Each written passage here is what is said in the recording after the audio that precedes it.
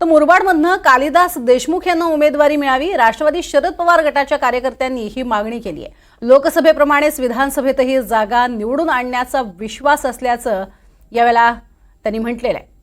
मुरबाड विधानसभा मतदारसंघात राष्ट्रवादी शरद पवार गटाकडनं कालिदास देशमुखांना विधानसभेची उमेदवारी मिळावी अशी मागणी होतीये। मुरबाड शहरात पार पडलेल्या कार्यकर्ता मेळाव्यात त्यांनी याबाबत ठरावच पारित केलाय। आता पक्ष नेतृत्वाकडे याबाबतची मागणी करणार असल्याचंही कार्यकर्त्यांनी म्हटलंय।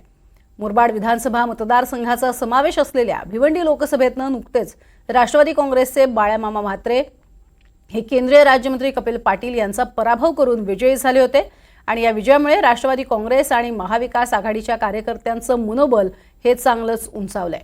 मुरबाड विधानसभेत मागील 3 टर्म भाजपचे किसन कथोरे हे आमदार आहेत, मात्र लोकसभेत झालेल्या विजयानंतर आता विधानसभेतही आपलाच विजय होईल असा विश्वास या कार्यकर्त्यांना आहे।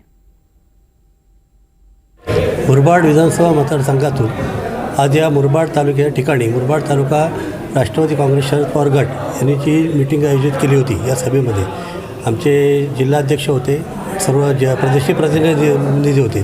त्यामध्ये काही कार्यकर्त्यांनी माझं नाव सुचवलं आणि त्यावरती हा ठराव शहर अध्यक्षांनी मांडला आणि विधानसभा अध्यक्ष जयराम मेहर यांनी त्याला अनुमोदन दिलेलं आहे। आणि माझीसुद्धा इच्छा आहे की आपण ही विधानसभाची निवडणूक लढवावी।